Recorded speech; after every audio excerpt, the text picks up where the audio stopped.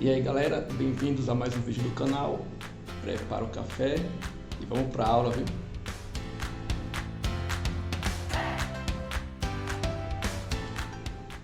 Então pessoal, é o seguinte, hoje eu não vou falar sobre nada novo exatamente, mas eu vou usar esse vídeo para a gente praticar um pouco do que a gente viu até agora, né? Que a gente já viu o que? A introdução, né? Entrada e saída, variáveis, laços de repetição, vimos enquanto, o faço, o para e terminamos até agora em vetores, né? Então qual é a ideia aqui? A ideia agora é fazer uma prática com o que a gente viu até agora, certo? Então a proposta desse vídeo, a gente resolveu o seguinte problema. Imagine que eu preciso de um programa que gerencie uma lista de pessoas, uma lista de convidados, por exemplo. Eu quero bolar uma lista de convidados para um evento e eu quero fazer isso pelo computador, não quero usar papel. Então, nesse meu problema, até por questões de facilitar algumas coisas na etapa de programação, vai ser um programa onde eu possa gerenciar uma lista de pessoas de até 100 convidados. Então, o programa vai ter no máximo, vai ter uma capacidade de armazenar no máximo 100 nomes. Mas basicamente é um programa que tem a condição de cadastrar nomes, listar os nomes cadastrados e também de remover nomes que tenham sido cadastrados, né?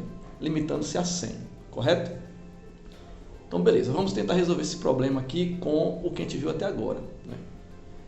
Então vou gravar a tela certinho. Então vamos começar aqui. Primeiro, se eu tenho uma lista de nomes de pessoas, né, isso já começa a fazer o quê? Já começa a te lembrar sobre vetores, né? Lembra que eu falei de vetores no último vídeo? Em que você pode, com uma variável, você ter vários espaços de armazenamento e a partir daí armazenar vários dados em uma única variável, correto? Então, se eu vou ter 100 nomes, eu posso criar aqui um vetor para 100 nomes. Como o nome é o tipo cadeia, já viu isso lá no primeiro vídeo, eu vou criar aqui, ó, cadeia, vou chamar de lista e vou definir o tamanho como 100, porque, como eu falei, o programa tem que ser capaz de armazenar até no máximo 100, não preciso me preocupar com mais que isso, correto? Beleza, outra coisa, eu preciso que meu programa tenha uma espécie de menu de opções. Eu quero que apareça lá 3 opções basicamente. Cadastrar nome, listar os nomes e remover nomes, além de opção para sair, né? 4 na prática. Então eu posso fazer o seguinte, eu posso escrever aqui na tela as minhas opções, né? Vou chamar aqui de menu de opções. Então vou colocar as 4 opções aqui, né? Vai ser adicionar nome. A opção 2 vai ser listar os nomes. Opa, um erro aqui de digitação. E a opção 3 vai ser remover nome. E eu vou colocar aqui uma opção 0 para sair. E por último eu peço, escolha a sua opção. Certo? Beleza, então se eu tenho agora esse menu de 4 opções, eu preciso que o usuário digite, né, um valor entre esses números aí, de 0 até 3. Então eu vou criar aqui uma variável inteiro, né, do tipo inteiro, chamada opção. E aí ao final do menu eu peço para ler a opção, certo? Beleza, então já tenho até agora o menu de opções na tela e a leitura da opção. Então a ideia aqui é que se o usuário digitar 1, por exemplo, eu tenha um código para pedir um novo nome para cadastrar esse nome na minha lista. Se digitar 2 vai listar os nomes e assim segue de acordo as opções do menu. Então o que eu vou fazer aqui? A gente já viu uma coisa lá no primeiro vídeo também, que é a instrução escolha. Como é que ela vai funcionar aqui? Eu vou escolher a opção, vou fazer a leitura da opção, né? E aí caso a opção seja 1, eu vou fazer aqui o código de adicionar nome. Caso seja 2, eu vou fazer o código para listar. Caso seja 3, o código para remover. E caso contrário, se ele digitou a opção inválida, eu vou dar a mensagem de opção inválida. Certo? Então beleza, vamos voltar lá para a opção 1. A opção 1 eu tenho que adicionar nome na lista. A primeira coisa que eu tenho que fazer é solicitar ao usuário o nome que ele quer adicionar, né? Vou pular só uma linha para ficar mais organizado. Então, escreva o nome do convidado. E aí eu preciso ler esse nome. Eu vou precisar criar uma variável nova aqui, né? Também do tipo cadeia, chamar de nome. E vou fazer a leitura desse nome, certo? Então veja, aqui eu já tenho o nome do convidado, né? Já fiz a leitura do nome do convidado. Agora eu preciso adicionar esse nome no vetor. Então, lembrando que a gente viu na videoaula sobre vetores, a gente viu que eu preciso usar o índice para indicar em qual posição do vetor eu quero fazer a atribuição ou uma leitura, né? E aí que está a questão. Em qual índice eu vou colocar o nome que eu estou cadastrando no meu programa? O ideal é que o primeiro nome fosse no índice 0, o segundo nome no índice 1, o terceiro nome no índice 2 e assim sucessivamente, certo? Então, preciso saber onde tem espaço livre no meu vetor. Porém, eu já vou adiantar aqui uma outra situação. Na opção 3, eu vou remover nomes, correto? Então, pode ser que eu tenha adicionado, por exemplo, 10 nomes e aí lá na frente eu removo o quinto nome. Então, vai ficar lá 4 nomes, vai ficar um espaço vazio e mais 5 nomes. O quinto nome, né, que seria, no caso, o elemento na posição 4, no índice 4, teria sido removido. E aí vai ficar esse espaço vazio lá dentro. Quando eu fosse cadastrar um nome novamente, o ideal seria que eu reutilizasse esse espaço vazio para reaproveitar completamente o vetor, porque senão, se eu fosse deixar para adicionar lá na posição 10, eu estava perdendo a posição aqui atrás. Então, só para deixar mais claro assim, né, eu tenho uma lista, e aí se eu apagar o nome no meio da lista, né, dessa lista de convidados, que seria o meu vetor, eu quero ser possível reutilizar esse espaço que foi apagado aqui no meio, entendeu? Eu não quero perder ele para sempre, porque eu posso simplesmente apagar esse espaço, nunca mais utilizar aquele espaço e sair acrescentando nomes no final do vetor, até chegar no último elemento, que seria o 99. Só que eu estou perdendo espaço lá no meio do vetor. E se porventura eu cadastrasse 100 nomes e apagasse 5 nomes, por exemplo, que estavam errados, e quisesse adicionar 5 novamente, eu teria chegado ao final do vetor. Seria um problema. Então, o ideal seria que eu possa reutilizar esses espaços que foram apagados sempre que eu removo o nome. Então, como é que eu vou fazer aqui para encontrar um lugar para adicionar o nome do convidado aqui no vetor? Eu vou fazer um para, deixa eu criar aqui logo o meu contador, né?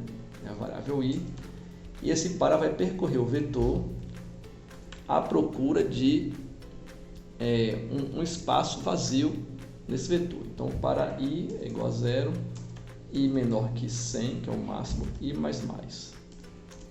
Eu vou fazer o seguinte: se o vetor se chama lista, né? Então, se lista i for igual a vazio, significa que nesta posição aqui no vetor não tem nenhum nome gravado. Então, nesse caso, eu vou e digo que lista i vai ser igual a nome. E aí eu paro o meu para, né? Então, eu vou encerrar o para aqui, né? Vai sair do para e eu termino a minha inserção com nome adicionado. Então, só recapitulando aqui o programa, né? No caso 1, adicionar o nome. Eu peço o nome ao usuário, né? Faço a leitura na variável nome e percorro o vetor do início até o fim em busca de uma posição vazia, correto? E quando achar a primeira posição vazia disponível no vetor, eu vou lá e nessa posição onde tem aqui lista i, ele vai pegar o i do contador, né, do para, e vou lá e faço a atribuição do nome que foi lido aqui na linha 17. Assim que eu achei um espaço vazio e fiz a atribuição do nome, eu posso encerrar o para, né? Esse comando pare aqui, ele vai encerrar o para vai parar de executar. Mesmo que esteja no índice 0, o i ainda é 0, falta mais 99 números para chegar para o i menor que 100 se tornar falso. O pare vai encerrar o para imediatamente ali, não vai ter continuidade, correto? E aí eu tenho agora um outro pare, aqui no final, esse segundo pare aqui da linha 25, ele vai no caso, parar o caso 1, né? Então, a princípio o caso 1 está pronto. Solicita o nome, faz a leitura na variável, procura espaço vazio no vetor, faz a atribuição e encerra. Beleza? Se tiver alguma coisa para fazer depois, a gente pode voltar aqui. Vamos dar continuidade ao programa. Qualquer coisa a gente sempre pode voltar atrás e fazer alterações. Tá, então vamos para o caso 2. Caso 2, listar os nomes. Listar os nomes vai ser tranquilo, né? Vou fazer aqui um escreva. Opa, peraí, escreva. Lista de convidados. Vou botar aqui uns tracinhos só para ficar bonito. Tá, para fazer a listagem, como é que eu vou fazer? Eu posso fazer agora um outro para percorrendo todo o vetor. Como esse parado aqui de cima, eu vou até copiar e colar para facilitar. Só que aqui vai ser diferente. No para, eu copiei lá no caso 1, se o espaço estiver vazio, se aquele elemento do vetor estiver vazio, eu vou usar para fazer uma atribuição. Aqui vai ser diferente. Se esse espaço for diferente de vazio, ou seja, se tiver alguma coisa ali, é porque tem algum nome cadastrado naquela posição. Se for esse o caso, eu vou escrever aqui justamente o nome que está nessa posição do vetor, lista i, e vou dar um salto de linha, né? Não vou precisar do pare. No final aqui eu escrevo, estou errando isso aqui, escreva, vou botar uns tracinhos também, né? Fim da lista. E o pare do caso 2. Então, recapitulando o caso 2. Só vou escrever lá em cima, lista de convidados, colocar 5 tracinhos para um enfeitezinho só, né, no programa. Faço um para percorrer o vetor do primeiro ao último elemento. Em cada elemento que eu passo, eu verifico se tem alguma coisa nessa posição. Se tiver, eu escrevo na tela e ao final eu escrevo o fim da lista. Encerro aí o caso 2. O caso 2 vai ser o mais simples de tudo, que é basicamente listar o que está no vetor. Só um para resolve. E o caso 3 é um caso para remover um nome da lista. Então veja só, a gente pode fazer de duas maneiras aqui, né? Uma maneira seria eu solicitar ao usuário o nome que ele quer remover, e aí eu faria um para percorrer o vetor atrás desse nome, e aí removendo, achando o nome, removia ele do meu vetor. Só que aí tem um porém, eu tenho que digitar o nome exatamente como está na lista, certo?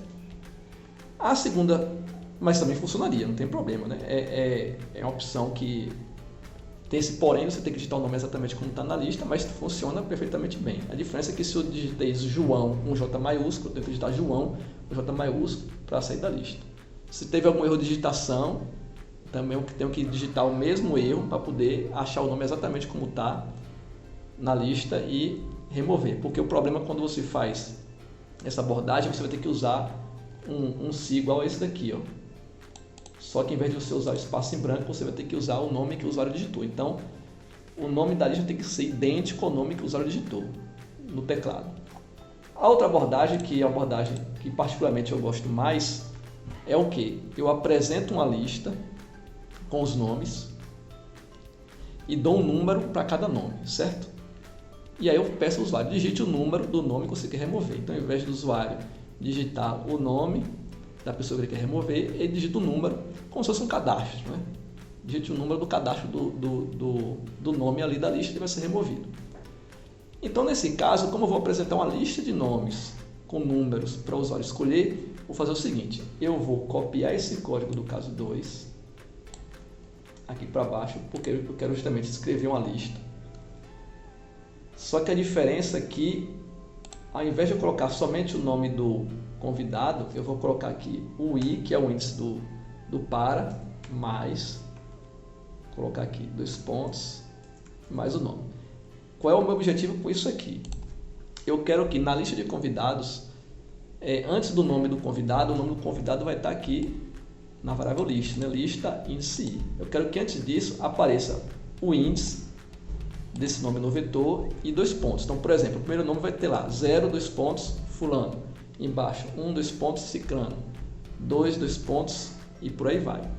E aí o usuário vai digitar o número do nome lá de acordo com essa lista de convidados. O número que ele digitar vai ser removido.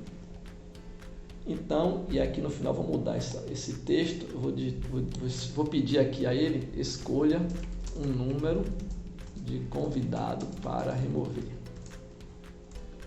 E aí eu vou ter que fazer essa leitura, né? Eu vou criar aqui uma variável número, também do tipo inteiro, e eu faço leia número. Então aqui ele vai ter o quê? A lista dos convidados com número e pede ao usuário para escolher o número do convidado que ele quer remover. Então se ele digitou, por exemplo, o número 5, vai remover o convidado do número 5. Como é que eu vou remover o convidado do número 5? Na verdade, da posição 5 da lista, né? Do meu vetor. Simplesmente faço o seguinte, lista número igual a vazio. Então na prática ele vai usar esse número como índice para acessar aquela posição do vetor e simplesmente atribuir um vazio, vai apagar o número que tiver ali. No final eu peço para escrever nome removido e o pare desse caso, certo? O caso contrário é a opção inválida e aí pronto, acabou meu escolha. Então recapitulando, tem um menu de opções, pede uma opção, escolha a opção. Caso 1, vai perguntar o nome ao usuário, vai procurar um espaço em branco no vetor, vai colocar esse nome no espaço em branco que foi encontrado e aí encerra o caso 1. Caso 2, basicamente mostro a lista, ou seja, mostro o conteúdo do vetor. Caso 3, eu mostro também o conteúdo do vetor com o número na frente do índice, para o usuário escolher o índice, vai ler aqui o número, e aí esse número ele apaga e remove. Caso contrário, é a opção inválida. Então, aparentemente está certo, a gente vai testar ainda. Porém, se eu escolher aqui uma opção qualquer, por exemplo, a opção 1, escolhi a opção 1, cadastrou o nome, vai terminar aqui o escolha caso e vai encerrar o programa. Eu não quero que encerre o programa, eu quero que ele fique repetindo o meu programa ao detalhe. Eu quero que ele repita o programa, eu quero que ele faça isso enquanto a opção seja diferente de 0. Né? Porque quando a opção for 0, ele não faz mais, termina. Mas enquanto a opção for diferente de 0, eu tenho que fazer isso. Então repare que até o jeito que eu falei aqui já foi meio para dar aquela intuição, né? Eu quero que ele faça isso tudo aqui. Opa, faça. Vou dar uma indentada.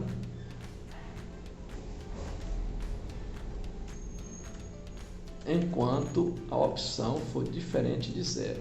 Então repare só. Eu tenho todo esse código dentro de um faça. Tá aqui o faça começa ali e termina aqui. Então ele vai ficar repetindo todo esse código enquanto a opção for diferente de 0. Então digitei 1, faz e repete. Digitei 2, faz e repete. Digitei 3, faz e repete. Digitei um 5, inválido. Vai dar a opção inválida, mas repete. Só parar de repetir se eu digitar 0. Porque se eu digitar 0, eu quero que ele saia do programa, né? Inclusive vou dar um tchau aqui.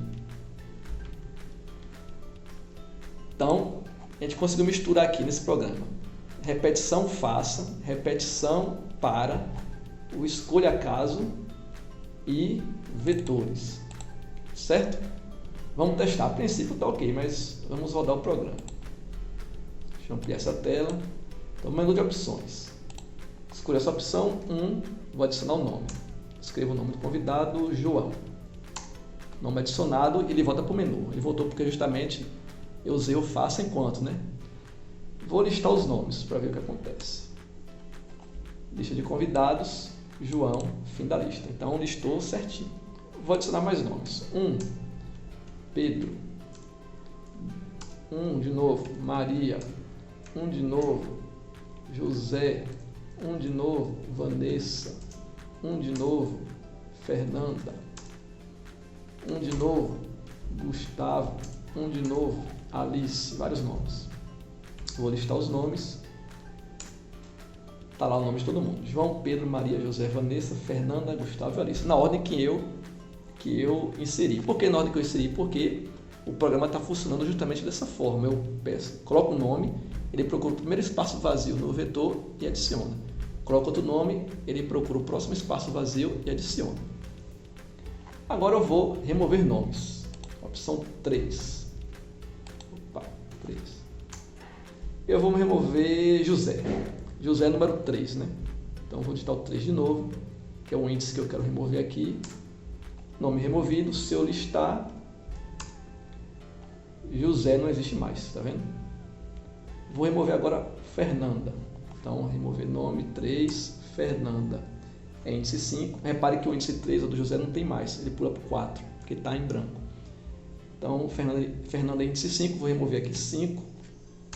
Se eu listar, não tem mais Fernanda. Tá, bom, vamos ver o que acontece se eu adicionar o nome agora. Eu vou adicionar aqui, por exemplo, Renato.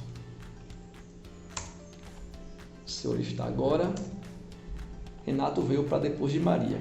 Por que Renato não foi para o final da lista? Porque, lembra que eu removi o convidado que estava no índice 3. Então, João é 0, Pedro é 1, Maria é 2, Renato 3. Por que Renato foi para esse lugar? Porque o espaço do índice 3 ficou em branco, ficou vazio. Quando eu pedir para adicionar o nome, caso 1, o para, ele vai percorrer o vetor e o primeiro espaço vazio que ele encontrar, ele vai usar para colocar o nome.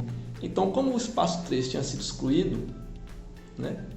E aí depois eu pedi para adicionar Renato, então ele encontrou um espaço vazio no índice 3 e colocou Renato ali, entendeu? E Renato foi para aquela posição na lista. Tranquilo? Então, já posso terminar aqui o programa, conseguir fazer a adição de nomes, listagem e remoção de nomes. Está funcionando certinho. Se eu digitar uma opção 7, por exemplo, que não existe, ele vai dar aqui, ó, opção inválida, que é o caso contrário do escolha. Se eu digitar um 0, tchau, e encerrou o programa. Ok? Beleza? Então tá aí, o programa está feito. Ele, na verdade, tem algumas repetições de código aqui, né? Isso aqui, esses paras aqui estão repetidos. Mas assim, como eu disse no início do vídeo, eu estou fazendo o programa com o que a gente já viu até agora. A gente vai ver outros assuntos ainda pela frente. Então, o que a gente viu até agora, sem usar nada diferente, é dessa forma, entendeu? O programa. A gente vai ver que a gente vai ter como melhorar mais ainda esse programa, na verdade, né? A gente vai ver com o andar da carruagem. À medida que o curso for andando, o curso de Portugal, vocês vão entendendo que tem formas diferentes de fazer isso. Inclusive, eu vou deixar guardado esse programa. Sugiro que vocês também deixem guardados. Salvem o programa, faça aí no computador de vocês, salvem, que lá na frente a gente vai melhorar isso aí, beleza? Então, eu vou ficar por aqui, terminar meu cafezinho e até a próxima.